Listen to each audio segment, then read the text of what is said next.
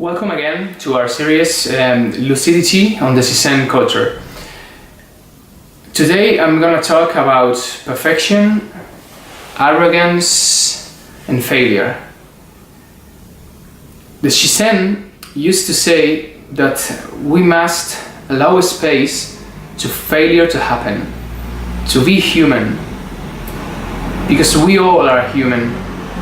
And if we don't understand this idea, we fall into a wrong duality conception, a conception that demands from us to get more, to achieve, to never fail, constantly. And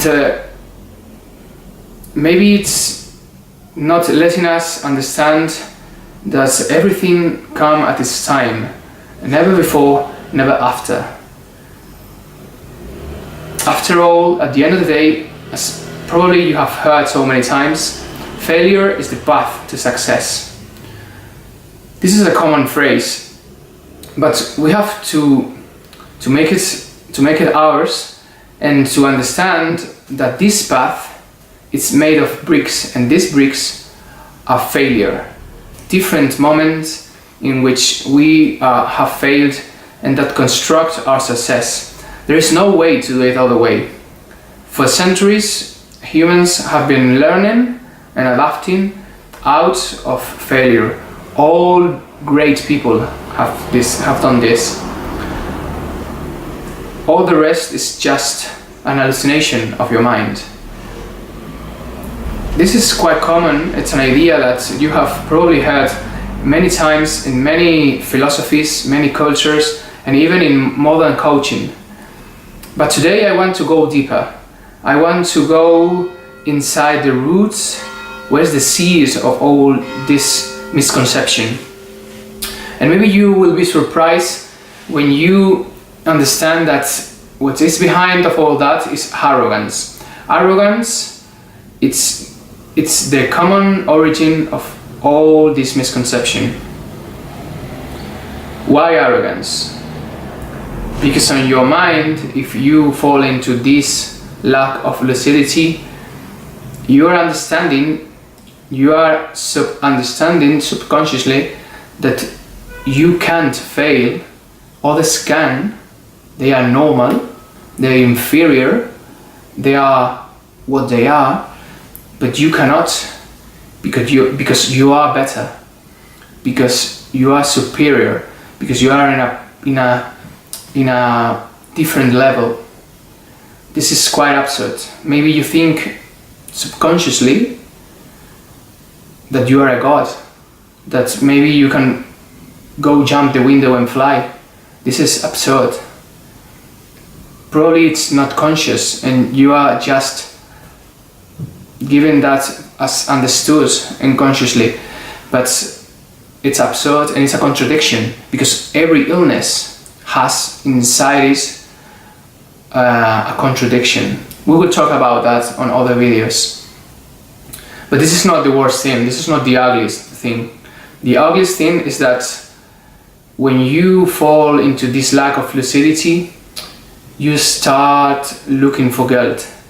You start looking for guilty parties, for the ones that must carry with all the guilt, because you cannot stand to be the one who's failing, because you can't, because you are not that, you are better. You start forging absolute values. You start, if you are in group, if you are a leader of a group or a situation, if you start destroying everything, because that thing you cannot get to you cannot understand, you cannot wear it, you start throwing it to the others for you to feel better. And it's quite normal that perfectionist mind, arrogant mind, comes with performance and with intelligence, and that makes it really dangerous, because then perfection arrives to a level of perfect destruction.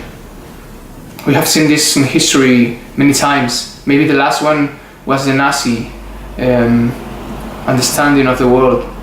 This kind of arrogance that made everything burn.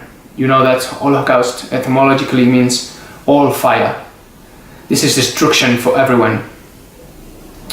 Beauty is that each one has his or her idea of perfection. This is an idea that strikes deep inside the arrogant mind, because the arrogant mind understand that there is only one way to do things. There is only one way, one definition of good, and it's normally theirs. And it's quite shocking for them. But if you think in art, or if you think in business, I like talking about business because when you talk about art, it's quite common and it's quite easy for any mind to understand that this is a place where anything can happen.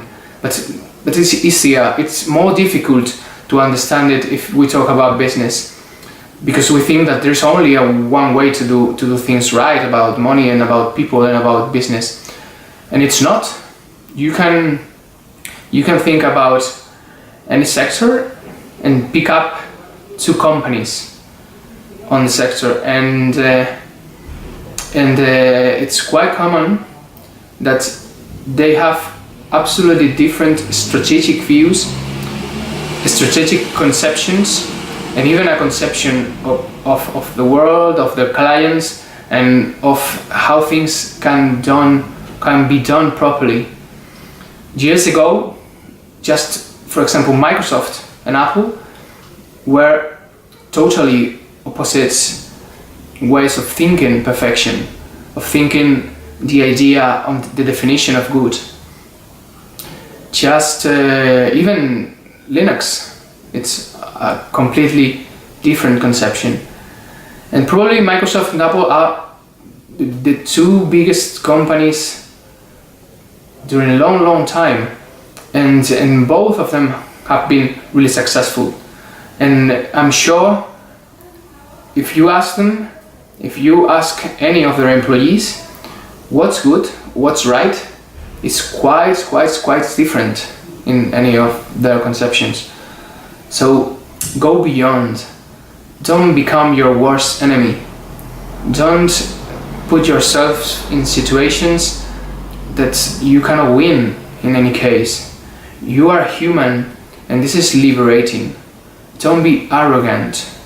When you are suffering because you don't arrive to do the things you want to do, when you need more and more and more, you're activating your survivor instinct. We were talking about this on other videos before.